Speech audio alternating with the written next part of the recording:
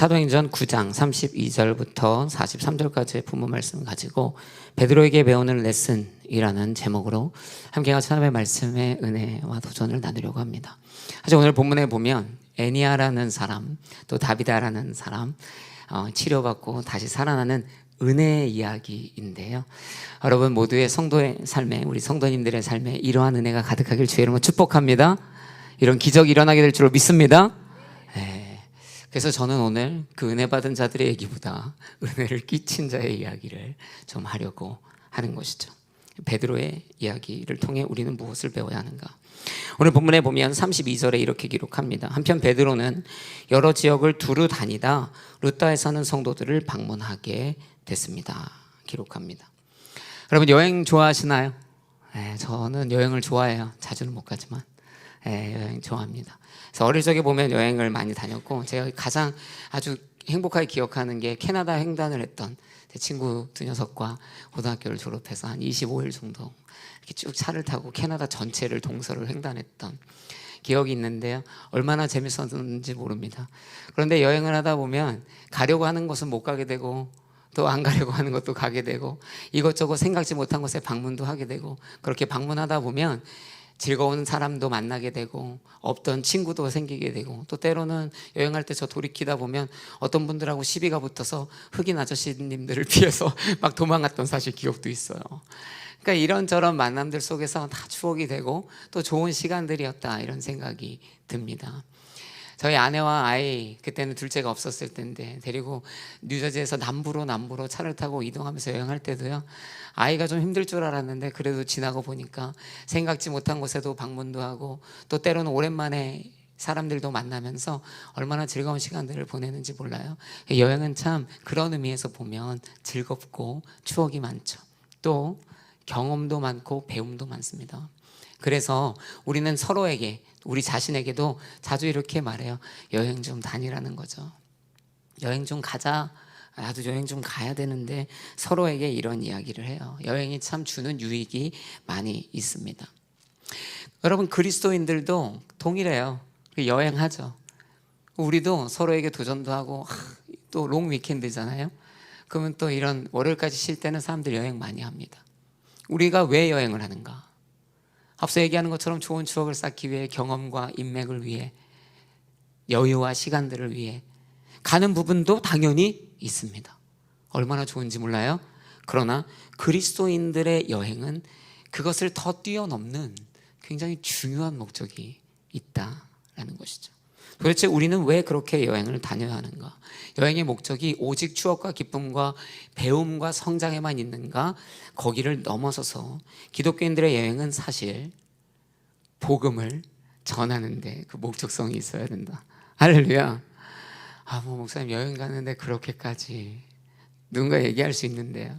그러나 때로는 그 만남들 속에, 그 장소들 속에 우리가 그냥 우리의 삶을 이야기할 수도 있지만 또 복음을 얘기할 수도 있죠. 제가 돌이켜보면 어려서 6학년 때부터 돌아다녔는데요. 근데 그 여권북이 금방 다 스탬프가 찍혀져서 끝날 때까지 막 돌아다녔어요. 세계 여러 곳들을 돌아다녔는데요. 그 중에는 여행이 없습니다. 다 그냥 선교였어요. 모스크바 가고, 타지키스탄, 키르기스탄, 소위 말하는 막 여행에 적합하고 좋은 나라가 아닐 때도 많았어요. 그런데 베트남도 가보고, 또 IT도 가보고, 니카라과도 가보고, 하여튼 나열되는 곳에, 또 부르시는 곳에 열심히. 저도 어쩔 때는 저희 아내한테 그래요. 나도 좀 여행 좀 가보고 싶다. 그러나 때로는 사실 여행이란, 선교 여행이라는 이름으로 그렇게 하나님이 보내시는 열방을 막 헤매는데요, 그게 얼마나 좋은 시간들인지 모릅니다. 가서 즐겁고 배우고 새로운 인간의 관계를 형성하지만 더 나아가 복음도 전하는. 여러분 오늘 베드로가 이렇게 기록되죠. 그는 두루 여러 지역을 돌아다녔습니다. 그러다 루다의 한 지역에 방문하게 됐다는 것을 잠시 멈춰 성경이 조명하는 것이죠. 그러나 루다만 간 것이 아니라는 것이에요. 그는 계속 돌아다녔는데요, 돌아다니는 지역마다 복음을 들고 예수 그리스도의 치유와 능력으로 가는 곳마다 사람을 만나고, 아는 사람만 만난 것도 아니에요. 불러주면 찾아가고, 모르면 만나서 복음 전하고, 기적 베풀고 은혜를 나누던 그 일들을 감당하죠. 그러니까 애니아도 치료받고 다비다도 살아나는 역사가 그의 돌아다니는 와중에 일어나게 되는 것이죠. 그러고 보니까 예수님도 계속 돌아다니셨어요. 한 곳에 계속 머물러 계시지 않더라. 끊임없이 여러 지역을 방문하셨다. 여러분, 그래서 표현이 좀 맞는지 모르겠지만 믿음은 방랑벽을 필요로 해요. 좀 돌아다녀야 돼요. 복음 들고 좀 다니기를, 어딘가 다니기를. 요즘 세대처럼 그냥 내 방으로 들어가고 내 혼자의 삶으로 집중하고 나만 생각하는 것, 내가 좋은 것이 아니라 조금 방랑자가 되어보면 어떤가. 조금 더 복음을 들고 나아가 보는 것이죠. 베드로는 그런 의미에서 복음의 방랑자이죠. 예루살렘이라는 좋은 것, 터가 있고 인정받을 수 있는 곳에서만 머무는 것이 아니에요. 그는 복음 들고 돌아다녀요. 근데 오늘 본문 보니까 기억하시는지 모르겠지만 베드로가 여러 지역을 돌아다니다 루다라는 지역에 들어가 방문한다 라고 표현해요. 여기서 이 방문이라는 단어는 사실 이 비지트, 방문이라는 단어로만 해석하기에는 조금 더 깊은 의미가 있는 단어입니다. 이것을 직역하면 케테르코마이라는 원어더라고요. 이건 내려가다라는 뜻입니다. 그러니까 직역을 해버리면 바울이 여러 지역을 다니다 루다라는 지역으로 내려가다, 꼭 지리적인 의미가 아닌 내려가다라는 의미, 상륙하다라는 의미로 사용되는 단어예요. 복음을 들고 내려가다. 그럼 어디서 많이 들은 얘기 아닙니까? 그리스도가 복음을 들고 내려오셨죠. 여러분, 어쩌면 그냥 지리적으로 얘기하는 것이다 인식할 수도 있습니다. 실제로 예수님도 계속 공생애 하실 때 성경에 보면 내려오셨다 이런 표현들 쓰거든요. 그러나 그것은 지리적인 표현이기도 해요. 당연히. 그러나 그 지리적인 표현뿐만 아니라 원래 원칙적으로 하나님의 영광이 복음을 들고 이 땅 가운데 내려오셨죠. 복음을 들고 내려오는 삶, 그것이 오늘 베드로가 저와 여러분에게 말을 하고 있는 도전입니다. 복음을 들고 방문하라라고 얘기했어요. 방랑자처럼 복음을 들고 돌아다니라고 했어요. 그 의미가 뭐라고요?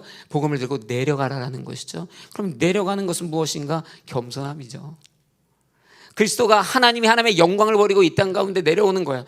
여러분, 복음을 들고 열방으로 이것저것을 퍼져가는데요, 교만함으로 복음을 들고 나가서 복음이 전도되지가 않습니다. 거들먹거리며 억압하며 누르며 그렇게 복음 들고 나아가서 사실 상처 주고 핍박하고 억압했던 역사가 기독교 역사 안에 있죠. 여러분, 그리스도는 겸손함으로 이 땅 가운데 오셨습니다. 그분이 이 땅 가운데 오시는 것 자체가 겸손이라는 단어로 다 표현하기 어려울 정도인데, 내려오시기 위해 하늘 영광 버리고 이 땅에 오셨어요. 내려오셨죠. 상륙하셨죠. 거기에 더 나아가 죄인들과 어울리셨어요. 죄인들 속으로 내려가셨죠. 그리고 나서 십자가라고 하는 죄의 상징성이 있는 그 나무 위까지 가시게 되는 것입니다. 여러분, 복음을 전하는데 왜 복음이 잘 안 전해지는가? 우리가 열방을 다니고 계획했던 자나 계획하지 못한 자들을 만나는데 우리의 삶의 복음이 왜 나눠지지 않는가? 어쩌면 우리가 교만해서일지 모릅니다. 내려는 갔는데 여전히 강압적이고 여전히 교만한 모습으로, 지적하는 모습으로. 여러분, 복음은 겸손한 마음으로 선포할 때 사람들이 그 말씀에 반응하기 시작하는 줄 믿습니다. 그래서 복음 들고 내려가세요. 어떻게? 겸손한 마음으로. 또 보니까 한 곳만 가는 거 아니고 두루 다녔다, 이렇게 베드로가 얘기해요. 두루 다녔다. 여러분, 안타까운 우리 나라에 사건이 있었죠. 세월호 사건, 아직도 우리가 기억하잖아요. 그때 수많은 사람들이 도왔는데 많은 다이버들이 있었습니다. 군경에서 다 또 민간인이 들어가서 아이들을 구하기 위해서 물속으로 들어가는 거예요. 들어가서 벌써 죽은 아이들을 꺼내 오잖아요. 때로는 살았을 거라는 소망을 가지고 들어가는 거예요. 그렇게 끌고 올라오면요, 그러면 끝나는 것이 아닙니다. 또 내려가는 것이죠. 한 번 내려가서 그 사람 살렸다고 그곳으로 끝난 것이 아니라 또 다른 곳으로 가서, 또 다른 곳으로 가서, 있을 만한 곳으로 가서, 죽어질 것 같은 구원이 필요한 자들이 있는 것 같은 데를 가서 자기도 내려갔다 올라오느라 힘들어 죽을 것 같아도 또 내려가고 또 내려가는 거예요. 베드로가 루다만 갔겠냐고요. 베드로가 요바만 갔겠냐고요. 불러지는 곳, 가야 하는 곳, 여기서 이 사람을 구했고 애니야를 치료했고 여기서 다비다를 살렸다고 그의 행전이 멈춰지는 것이 아니다. 복음을 들고 내려가는 것은 계속 가는 것입니다. 두루 다니는 것이죠. 그래서 우리의 여권책을 모든 복음의 선교지의 여정으로 채우는 것도 참 의미 있고요. 또 그렇게 나다니지 않아도 나의 가정에서, 나의 학교에서 그들에게 끊임없이, 내 친구들에게, 지인들에게 다가가는, 내려가는, 복음 들고 그들에게 내려가는 모습이 필요하죠. 그렇게 가다 보면 애니야도 만나고 다비다도 만나고 각기 다른 상황의 사람들을 만납니다. 내려가서 만나는 모든 이들에게 최선을 다하기를 도전합니다. 가서 애니야의 상황의 사람을 만나다. 그렇잖아요 여러분. 우리가 주변에서 얼마나 복음 전하려고 갔는데 사실은 그 복음을 딱 전했을 때 인간적인 유익을 저에게 줄 수 없는 사람도 있고요, 또 내가 그 사람에게 복음 전하는 것만으로 인간적인 유익을 또 줄 만한 사람들도 있어요. 세상엔 각기 수많은 다른 사람들이 있으니까요. 때로는 어쩌면 우리가 계산할지도 모르겠어요. 아니요, 우리가 어딜 가든 겸손한 마음으로 여기저기를 방문하며 하나님이 만나게 하시는 애니야를 만나고 다비다를 만나면 그때 하나님께서 우리에게 주시는 능력과 마음과 사랑으로 최선을 다해 영혼을 치료하고 살리는 복음의 메시지를 선포하시길 도전합니다. 그것이 여러 지역으로 내려가는, 복음 들고 내려가는 삶의 모습이죠. 베드로를 통해 무엇을 배워야 한다? 베드로는 여러 지역을 방문해라, 내려가라, 겸손하게 최선을 다해 나아가라고 말하죠. 여러분, 복음의 방랑자 되시기를 도전합니다. 베드로를 통해 하나님이 그러한 역사를 이뤄내신 것처럼 우리를 통하여도 그런 역사가 일어날 것입니다. 또 두 번째 나누고 싶은 메시지는 이것입니다. 오늘 본문의 33절의 말씀을 보니까 이렇게 기록되어 있습니다. 거기서 애니야라는 사람을 만났는데 그는 중풍병에 걸려 침대에 누워 있은 지 벌써 8년이나 됐습니다. 그렇게 돌아다니다 보니까 하나님이 한 사람을 만나게 하셨어요. 애니야라는 사람인데 이야기를 들어보니까 8년 동안 중풍병에 걸려 일어나지 못하고 있다. 그 집에 갔더니 주변에서 얘기해요. 베드로 사도님, 8년째 누워 있어요. 여러분, 베드로는 어쩌면 그날 그분을 처음 뵙겠죠. 침상에 누워 있는 그분을. 베드로는 지난 8년에 그분의 침상에 병상에서의 어떤 고생들을 다 알지 못합니다. 사실은 어쩌면 그날 처음 봤을 수 있고 첫날이었을 수도 있어요. 그런데 이제 주변에서 같이 도와달라고 오신 분들은 그냥 팩트를 나열해요. 8년 동안 너무 고생했어요. 이 의사 용하다 그래서 찾아보고 저 사람한테도 좀 부탁해보고 막 기도도 해보고 이것도 해보고 저것도 해봤는데 다 소용이 없었습니다. 8년 동안이나 아무도 치료할 수 없었어요. 그냥 안타까운 마음에 혹은 또 사랑하는 마음에 그냥 팩트를 나열하는데요. 여러분, 내가 베드로고 우리가 베드로였다면 그 침울하게 만들려고 하는 얘기는 아닌데 그 팩트들을 나열할 때 사실은 상황이 여의치 않다라고 느껴지죠. 8년간 그 누구도 치료하지 못했던 누워있는 중풍병자, 그를 눈앞에 마주했고 주변의 모든 상황도 여의치 않다. 상황이 좋아 보이지 않죠. 그러나 베드로는 그 상황에 압도되지 않았습니다. 8년 동안이나 누워있기 때문에 이건 일어날 수 없어 라고 생각하지 않았다는 것이에요. 이 상황을 내가 넘어설 수 없어 라고 말하지 않았죠. 상황에 압도되지 않았다. 여러분, 생각해보면 저와 여러분은 상황에 압도될 때가 많아요. 눈앞에 놓여진 사람이 8년 동안 누워있는 일어나지 못하는 중풍병자예요. 내가 해결할 수 없는 문제, 그 누구도 해결한 적 없었던 문제, 내가 이걸 넘어설 수 있을까? 이 회사의 문제를, 이 가족의 문제를, 이 재정의 문제를, 이 건강의 문제를 내가 넘어설 수 있을까? 환경이 너무 혹독한 것이에요. 상황이 너무 안 좋은 것이죠. 그러나 그 팩트를 나열하고 그 상황이 안 좋은 가운데서도 베드로는 그 상황에 압도되지 않는다는 것이에요. 여러분, 상황에 압도되지 않으시길 주의 이름으로 도전합니다. 여러분이 마주하는 상황, 주변의 말, 이거 안 돼요. 해봤는데 안 됩니다. 그런 주변의 말에도 압도되지 말아야 하는 것이죠. 때로는 팩트, 그냥 있는 그대로의 사실 앞에서도 압도되어서는 안 됩니다. 베드로는 압도당하지 않고 압도했죠. 상황에 압도당하지 않고 오히려 그 상황을 압도해버립니다. 이겨내는 것이죠. 이것이 베드로의 레슨입니다. 베드로가 어떻게 그렇게 할 수 있었는가? 하나님을 믿는 믿음 때문입니다. 사실 내 자신을 보면, 베드로가 자기 자신을 보고 환경만 보았다면 그 상황을 압도할 수 없죠. 압도됐을 것입니다. 그러나 베드로는 믿음으로 상황을 압도해버리죠. 그러니까 예수님은요, 빌라도를 마주했어요. 빌라도를 마주하고 십자가를 앞에 둔 상황은 압도당하기 충분한 상황입니다. 그러나 빌라도가 내가 너를 살릴 수도 죽일 수도 있는 사람인 줄 모르느냐, 압도되지 않으세요. 그것은 하늘에서 주신 권세일 뿐이지, 하늘에서 허락하지 않았다면 감히 네가 나를 어떻게 죽일 수 있느냐. 여러분, 세상은 그렇게 권세자가 내 생명줄을 잡고 흔들면요, 여기가 끝이구나, 그 상황의 압도에 오히려 완전히 주눅들게 되는데요, 예수님 흔들리지 않으시죠. 바울도 총독 앞에 서고 분봉 앞에 서는데 압도되지를 않아요. 베드로도 그렇고요. 복음 전하면 죽을 것이다. 압도되지 않습니다. 다니엘의 세 친구 눈앞에 막 풀무불 타오르고 있고 절해라 하는데요. 그 죽음의 문턱 앞에서, 그 상황과 환경 앞에서 압도되지 않습니다. 하박국은 그의 예언적 고백 앞에서 내가 과실이 없고 외양간에 송아지가 없어도, 내 가진 것이 없어도, 내 상황에 내가 빈털터리여도 그 상황에 압도되지 않고 뭐라고 하죠? 나는 여호와로 인해 즐거워할 것이다. 여러분, 상황에 압도되는 것은 어쩌면 하나님을 향한 불신앙의 모습이기도 합니다. 보면 경기할 때 보면 운동선수들이 해보지도 않고 난 졌어. 우리나라 축구 선수들이 지금은 안 그러지만 막 브라질하고 하면, 저는 그랬거든요. 선수도 아닌데 그런 거 안 봤어요. 졌을 거니까 그냥 무조건 보지도 않고 브라질? 졌어. 2002년 월드컵 할 때 포르투갈하고 16강 마지막 경기 할 때, 예선전 할 때 그 경기 보지 않았습니다. 우리가 그 포르투갈을 이겼어야 됐거든요. 혹시 기억하시나요? 2002년? 근데 저는 그렇게 생각했어요. 포르투갈 당시 세계 최고, 이길 리 없어. 안 봤습니다. 얼마나 평생 후회하는지 몰라요. 이 믿음 없는 자야. 여러분, 상황에 압도돼 버리면요, 이길 수 있는 경기도 이미 져버리는 것이죠. 하나님이 분명히 내 편이시고 이길 수 있는데 나 혼자 선포해요. 난 졌어. 먼저 선언했다고 상황에 굴복하고 압도된 자는요, 이길 수 있는 승리조차도 취하지 못합니다. 여러분, 그들은 어떤 말에 숨는지 아세요? 이런 말에 숨습니다. 나는 현실적이어서 그래. 나 굉장히 이성적인 사람이잖아. 나 굉장히 현실적인 사람이잖아. 이 상황에서는 이게 맞아.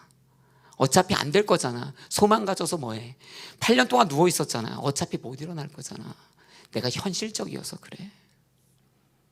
여러분, 어쩌면 우리는 이 현실적이라는 말 뒤에 숨어서 하나님의 능력을 믿지 못하는 모습으로 매일 지고 있는지 모릅니다. 여러분, 현실의 메인자는 초현실의 하나님을 보지 못해요. 하나님은 초현실의 하나님. 할렐루야. 하나님은 뛰어넘으시는 하나님. 나를 보면 현실적이니까 현실적이라는 말에 뒤에 숨고 싶지만 하나님은 가능하시다. 그러니까 홍해 앞에서 홍해 막 갈라지는 거예요. 할렐루야.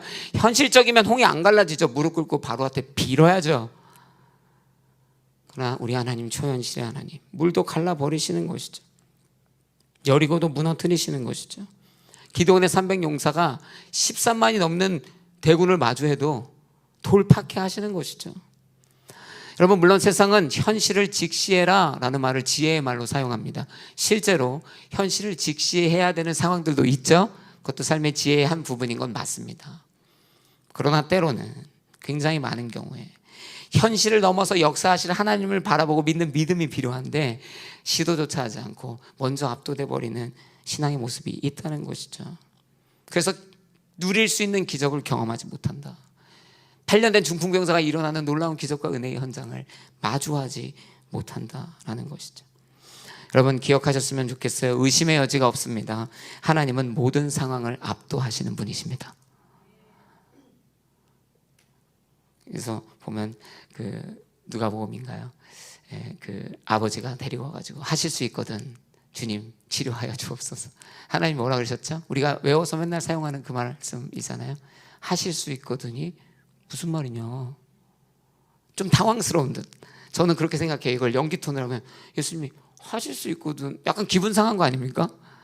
믿는 자에게는 능치 못함이 없느니라. 여러분, 우리는 그리스도를 믿는 믿음으로 상황을 압도하자. 베드로가 이렇게 얘기합니다. 일어나 자리를 정돈하시오. 너무 압도적이에요. 너무 멋있어요. 그 누워있는 중풍병자에게 좀 괜찮나요? 이렇게 이것도 아니에요. 일어나 걸으라는 것이죠. 세상이 불가능하다고 말하는 상황에서 초현실의 기적의 하나님을 믿는 믿음으로 상황을 오히려 압도해버리고 일어나라 이야기하죠. 이러한 신앙을 베드로는 저와 여러분에게 오늘 일갈하고 있는 것이죠.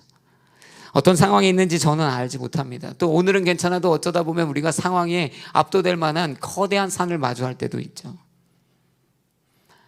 때로는 상황은 멀쩡한데 저처럼 걱정 많은 사람은 없는 일도 막 끌어다가 걱정하고 내 앞에 막 산처럼 세워놓을 때도 너무나 많습니다. 그 모든 것을 뛰어넘게 하시는, 압도하시는 하나님을 믿는 믿음으로 살아내시길 도전합니다. 하나님이 승리케 하실 줄로 믿습니다. 하나님이 저와 여러분이 믿고 나갈 때 기적을 일으키실 줄로 믿습니다. 마지막 베드로가 가르쳐 주는 것은 무엇인가? 오늘 본문의 36절 이하의 말씀 중에 그 답이 있습니다. 36절에 보면 요바에는 다비다라고 부르는 여제자가 있었는데 그리스 말로는 도르가입니다. 그녀는 언제나 선한 일을 하고 가난한 사람들을 도왔습니다. 그 무렵 다비다가 병들어 죽게 되자 그 시신을 씻어 다락방에 두었습니다. 자, 여기까지 읽고 보면 다비다라는 한 여제자가 있습니다. 그리스도의 제자, 신앙인입니다. 그런데 이 여인이 굉장히 선한 일을 많이 하고 가난한 자들을 실제적으로 도와주는 굉장히 선한 사람입니다. 본이 되고 사랑받는 사람이죠. 그런데 이 여인이 병에 들었고요. 그리고 죽게 되었습니다. 그랬더니 어떻게 해요? 같이 있던 사람들이 얼마나 슬픕니까? 그래서 때마침 가까이 있다는 소식을 듣고 베드로에게 사람을 보내 이 여인을 살리기 위해 베드로를 부르게 된 것이 바로 이 상황입니다. 여러분, 이 여제자 다비다는 그렇게 보면 살아 마땅한 여인이에요. 그죠? 그리스도의 제자로 선하게 살아냈던 여인. 그러면 이제 베드로가 와서 믿음으로 상황을 압도하는 우리 베드로가 와서 죽었어요? 그래도 뭐라 그래요? 일어나 걸으라 하면 되는 거죠. 할렐루야. 맞아요. 그러면 되는 일입니다. 그런데 어떻게 보느냐에 따라 이 일이 약간은 망설여지는 부분이 있습니다. 베드로가 와서 이 여인을 살리려고 한다면 너무나 당연한 것 같은데 당시 시각으로 생각해 보면 한켠에 약간 망설여지는 부분이 있어요. 무슨 말인가? 여러분, 이 여자의 배경이 뭐예요? 여제자, 그리스도인, 신앙인, 선한 행동을 한 사람. 그런데 이 여인이 어떻게 죽었다고요? 병 걸려 죽었다. 여러분, 이게 사실은 아무것도 아닌데요. 왜냐하면 누구나 병 걸려 죽을 수 있으니까. 그런데 구약 시대부터 이 신약으로 넘어와서까지도 유대인들은 병들어 죽은 것을 어떻게 주로 보았다? 하나님의 저주로 보았어요. 하나님의 심판 혹은 저주. 그러면 이 여인은, 이 다비다라는 여인은 분명히 보기에는 여제자고 선한 사람인데, 아니 그러면 하나님이 이런 사람을, 그들의 생각이에요. 틀린 생각이지만 당시의 중론인 것이죠. 그러면 하나님이 당연히 잘해 주셔야 되는데 병에 걸려서 죽었다? 그럼 이 여인이 뭐 감천한 죄가 있나? 여러분, 실제로 이런 일들은 유대의 성경의 역사들에 있잖아요. 그 욥이 하나님이 다 뺏어갔잖아요. 시험하시기 위해. 근데 그걸 모르는 당시의 문화권 안에, 이해도 안에 있는 친구들이 와서 뭐라 그래요? 빨리 숨겨진 죄 회개해. 너 그 숨겨진 죄가 있으니까 다 떠나고 다 죽고 너 몸도 그렇게 아픈 거잖아. 여러분, 이것이 구약에 흐르는 대표적인 예 중에 하나라면 신약에도 있어요. 요한복음 9장 2절에 보면 제자들이 예수께 이렇게 묻습니다. 라비여, 이 사람이 눈먼 사람으로 태어난 것이 누구의 죄 때문입니까? 장애에 대한 이야기인데 이걸 그냥 죄로 인식해요. 이거 하나님의 심판이고 저주지. 이거 누구 죄입니까? 여전히 이때도 그리스도를 알지 못하고 온전한 지식이 없는 자들이 질병이나 장애를 다 죄의 결과로 보았던 거죠. 그러므로 하나님이 심판하셨다. 이게 당시에 많은 사람들이 가지고 있는 자연적인 생각. 그러니까 이 여인이 다비다가 병 걸려 죽었다. 이게 그들의 오해 가운데서는 그럼 이거 다비다가 뭔가 숨겨놓은 죄가 있었던 것이 아닌가. 만약에 그렇다면 죄인을 살리는 것이 맞는 것인가? 이게 망설여질 수 있는 이유라는 거예요. 이거 맞는 얘기야? 이게 지금 이 사람이 이렇게 하나님이 그래서 숨겨진 죄를 드러내서 죽인 건데 우리가 괜히 살리는 거 아니야?